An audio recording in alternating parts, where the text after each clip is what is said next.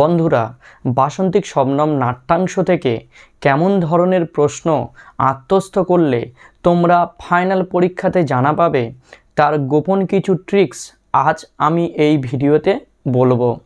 তো দেখো বন্ধুরা, তোমাদের এই বাসন্তিক শবনম নাট্যাংশ থেকে যে চারটে টাইপের প্রশ্ন হয় সেই চারটে টাইপের প্রশ্ন হলো, প্রথম প্রশ্ন একটা আসে তোমাদের চরিত্রকেন্দ্রিক, দ্বিতীয় প্রশ্ন একটা আসে সাধারণ প্রশ্নধর্মী, তৃতীয় একটা টাইপ আসে তোমাদের কথোপকথন কেন্দ্রিক এবং চতুর্থ একটা টাইপ আসে তোমাদের শ্লোক কেন্দ্রিক।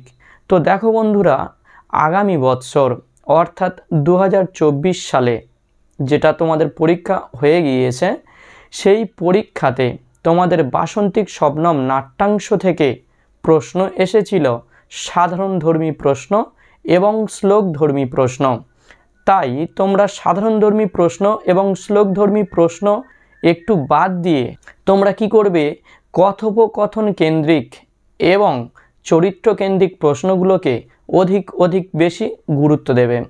তো দেখো বন্ধুরা, তোমাদের যে কথোপকথন কেন্দ্রিক প্রশ্ন রয়েছে তার মধ্যে অধিক গুরুত্বপূর্ণ রাজা ইন্দ্রবর্মা ও কৌমুদীর কথোপকথন আলোচনা করো। এবং এই কথোপকথন কেন্দ্রিকের দ্বিতীয় প্রশ্ন রাজা ইন্দ্রবর্মা ও কনকলেখার কথোপকথন আলোচনা করো। এই প্রশ্নটি আবার অনেক রকমভাবে তোমাদেরকে ঘুরিয়ে বলতে পারে। যেমন বলতে পারে তোমাদের যে রাজার উদ্বেগের কারণ কি, কিভাবে কনকলেখা রাজা ইন্দ্রবর্মাকে আশ্বস্ত করেছিল।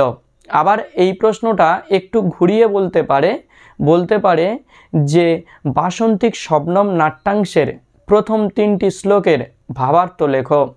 আবার এই প্রশ্নটা ঘুরিয়ে বলতে পারে শ্লোকধর্মী প্রশ্ন হিসাবে বলতে পারে নারিকাহপি যুগায়তে, অর্থাৎ তার কাছে ক্ষণকাল বা অল্প একটু সময়ও যেন এক যুগ মনে হচ্ছিল, এই শ্লোকটির তাৎপর্য ব্যাখ্যা করো। তাহলে তোমরা এই দুটি প্রশ্নকে কথোপকথন কেন্দ্রিক প্রশ্ন হিসাবে অধিক গুরুত্ব দাও। এইবারে আসছি, তোমাদের রয়েছে চরিত্রকেন্দ্রিক প্রশ্ন। এই বৎসরের জন্য চরিত্রকেন্দ্রিক প্রশ্ন ও কথোপকথন কেন্দ্রিক প্রশ্নের মতো অধিক গুরুত্বপূর্ণ। তো দেখো বন্ধুরা, তোমাদের যে চরিত্রগুলি পড়তে হবে অধিক গুরুত্ব দিয়ে, প্রথম চরিত্র রয়েছে কৌমুদীর চরিত্র চিত্রণ করো। তারপরে চরিত্র রয়েছে তোমাদের রাজা ইন্দ্রবর্মার চরিত্র চিত্রণ করো। আবার কি হতে পারে, অনেক সময় তোমাদের পরীক্ষাতে বলতে পারে বাসন্তিক শবনম নাট্যাংশ অবলম্বনে সমস্ত চরিত্রগুলি আলোচনা করো।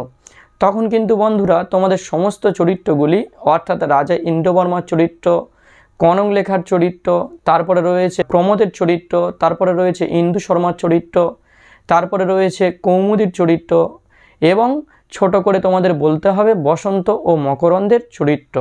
অর্থাৎ তোমাদের সমস্ত চরিত্রগুলিও কিন্তু বন্ধুরা লিখতে হবে। এইবারে পড়ে রইল তোমাদের যে দুটো অংশ, সাধারণধর্মী প্রশ্ন এবং তোমাদের রয়েছে শ্লোকধর্মী প্রশ্ন। এই ক্ষেত্রে বন্ধুরা বলে রাখি, তোমাদের সাধারণধর্মী প্রশ্নের মধ্যে বাসন্তিক শবনম নাট্যাংশের নামকরণের সার্থকতা আলোচনা করো, এই প্রশ্নটি তোমরা দেখে যেতে পারো। এবং এখান থেকে তোমরা এই প্রশ্নটা দেখে যেতে পারো যে বাসন্তিক শবনম নাট্যাংশে লেখক কি বার্তা দিতে চেয়েছেন বলে তোমার মনে হয় তা আলোচনা করো। এই প্রশ্নটি আবার তোমাদের ঘুরিয়েও বলতে পারে যে বাসন্তিক শবনম নাট্যাংশে যে সামাজিক নিয়ম ও শাস্তির পরিচয় পাওয়া যায় তা বর্ণনা করো। এই প্রশ্নটিও কিন্তু সাধারণধর্মী প্রশ্নের ক্ষেত্রে তোমাদের পড়তে হবে।